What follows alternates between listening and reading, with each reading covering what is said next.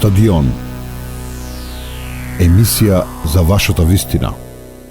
Имаме Владимир Владимиров, политички аналитичар от Бугарија. Дали се слушаме? Владимир? На вас и на вашите гости. Добар ден. Владимир, тука се Жарко Тријановски и Петрица Рачини. Се знаете, веројатно. Да, и слушав цело време вашиот разговор. И ве бенди са или имате нешто грешка? Не се согласувате со нешто од тоа што го кажаа до сега? Значи, бих искал първо да ги поздравя за отличния анализ и за техните тези.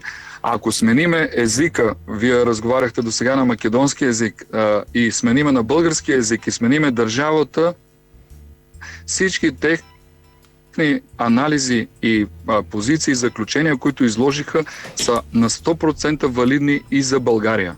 Дори бих похвалил Македония, тъй като в международните класации Македония е много по-напред по отношение на медийната свобода, отколкото България, която е член на Европейския съюз.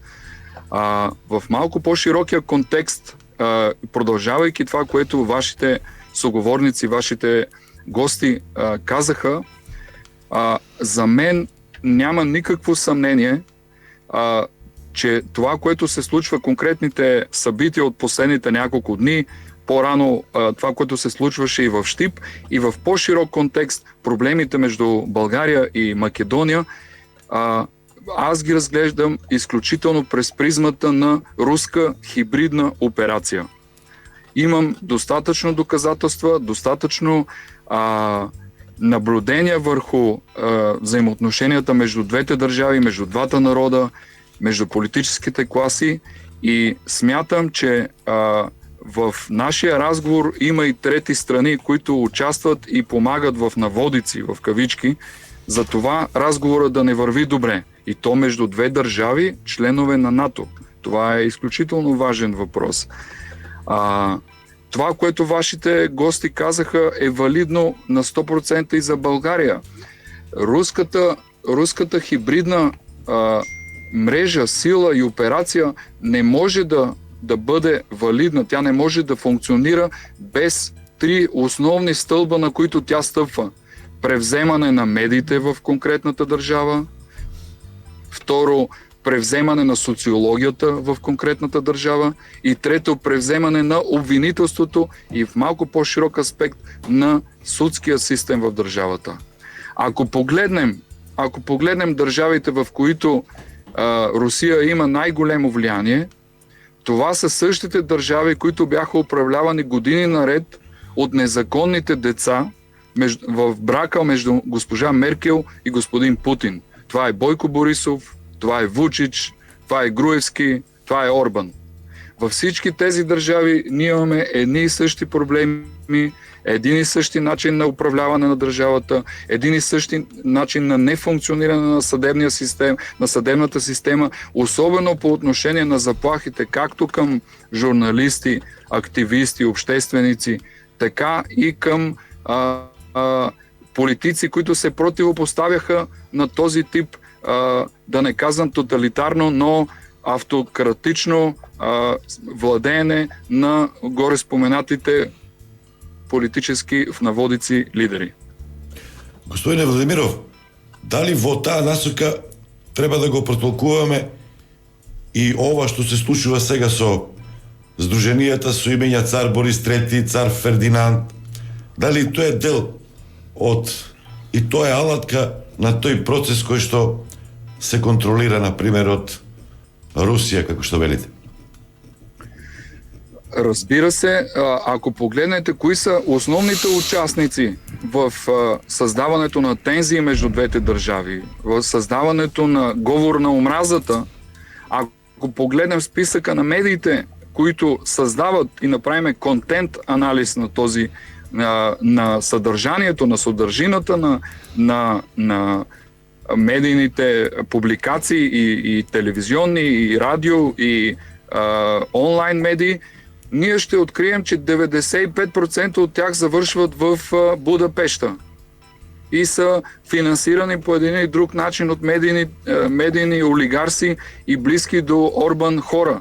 Знаеме кой човек пребивава в момента и не е ясно още колко време ще бъде в Будапеща. Ако погледнете от другата страна, медиите в България, които разгарят омразата, всички те скрито или по-явно имат собственици, които са на ясни проруски, антиевропейски, антинатовски позиции.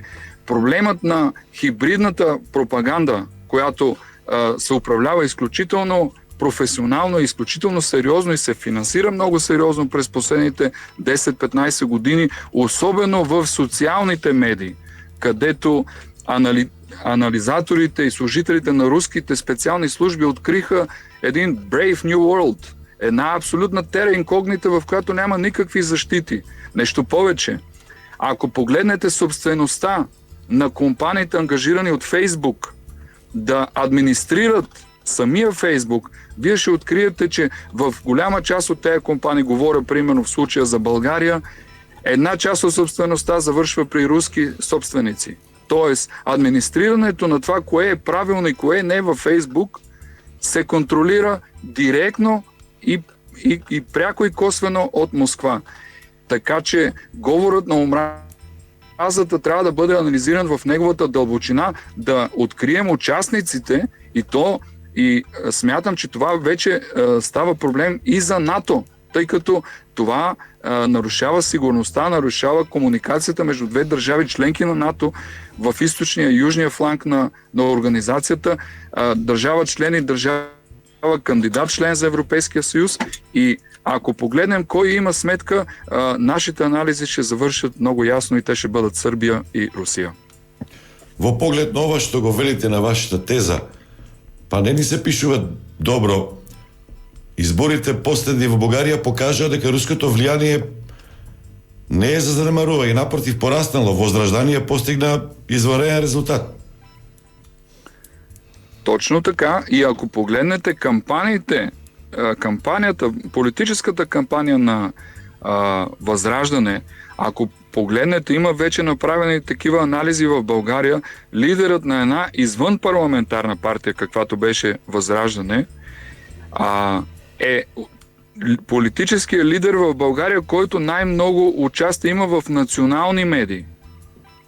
Нали разбирате, че няма как лидер на партия, която е извън парламента, малка партия, локална, регионална, да има повече участие от Бойко Борисов, например. Или от лидерите на Продължаваме промяна. Той има 3-4 пъти повече участие. Този човек е канен в националните медии, така че той да стане една суперзвезда в тези медии. Неговата кампания във Фейсбук е изпълнена с фашистски послания, с говор на омразата, с заплахи, с закани и така нататък. И администрацията на Фейсбук по никакъв начин не реагира и не спира този тип фашистски послания в българският Фейсбук. Това доказва на практика нещата, които аз излагам като теза при вас. Имунните системи на нашите държави, особено в Източна Европа, не разпознават руските хибридни мрежи и операции като нещо, което е реална заплаха за сигурността на държавата. Ако Русия или друга държава ни заплаши директно, това е регистрирано от нашите служби, от нашите общества и ние казваме, тези хора ни заплашват. Но когато те разрушават нашата държавност отвътре, когато разрушават нашите демократични устои на обществата, ние не реагираме, защото това се случва както жабата, която постепенно и затопляме водата. Ние се топлим в тази вода вече над 10-15 години, основно през социалните медии. Владимиров, Петрит, Жарко, имаме и тука други здруженија кои што го следат говорат на омраза кон жителите со бугарско потекло тука во Македонија, кои се декларираат како бугари кон бугарската држава. Каква е состојбата, кратко да ни кажете, во Бугарија? Имаше една студија пред една година, мислам дека Врапчев ја правеше. Дали таму има пријави до соодветни институции, до Хелсиншки комитет, до невладин сектор за говор на омраза насочен кон граѓани кои што се декларираат како македонци, кон македонската држава? Кај политичарите има, зборувам пошироко во јавниот дискурс. Може да се слушне кај вас во парламентот некој политичар да каже многу често Македонија не постои, македонци не постојат. Ама политичарите ги знаеме. Повелете. Тази тема е изключително важна и както за това, което си коментираме в предишните ви въпроси и моето изложение, отново трябва да видим кои са актьорите и кой стои в мизансцена, в сянката на тези процеси. Сдруженията на македонците в България по отношение на Омо и Линден има, мисля, че още 2-3. Те основно са концентрирани в района на Благоевград, Сандански и така нататък в Пиринска Македония. Всички тези сдружения използват само един единствен адвокат. Този адвокат е виден член на голяма политическа партия, антиевропейска в Македония, и този човек е един от хората, които имат най-силен негативен став, негативно отношение към България.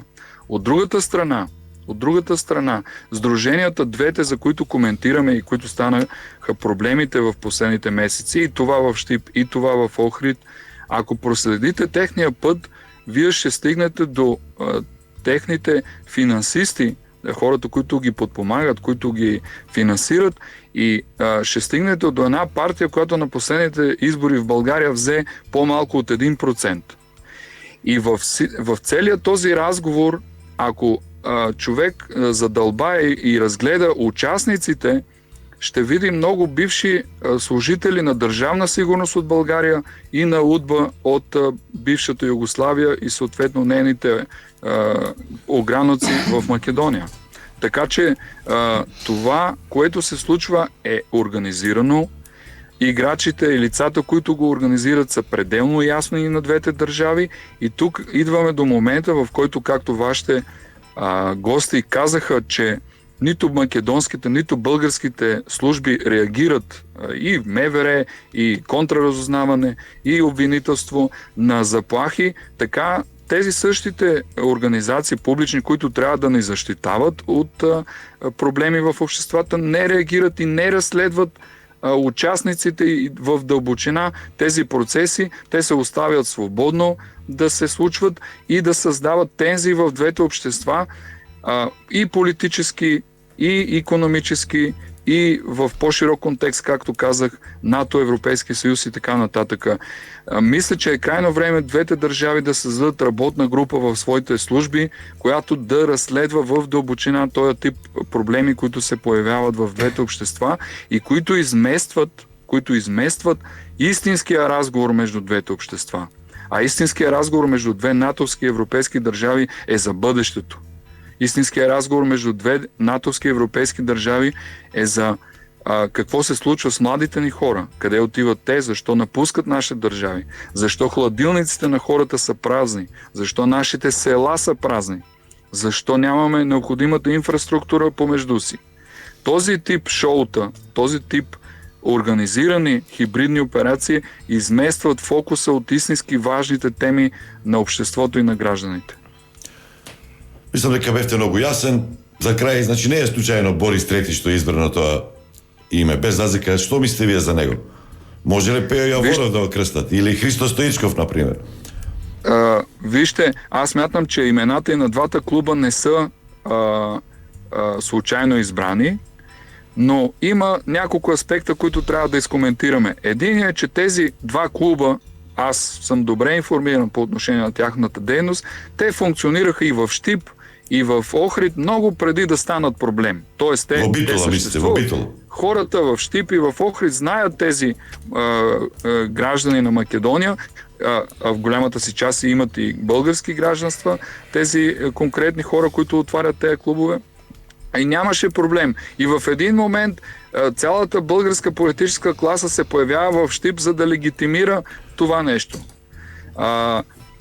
Значи, трябва да бъдем много внимателни в тези дни, месеци и години, в които ние имаме много сериозни проблеми между двете държави и да търсиме приятелство, да търсиме разбирателството. И в този смисъл има изключително много исторически личности, които свързват двете държави. Твърдя го това, абсолютно убеден като човек, който познава добре историята. и които могат да ни споюват, които могат да ни събират и от Охрид, и от Щип.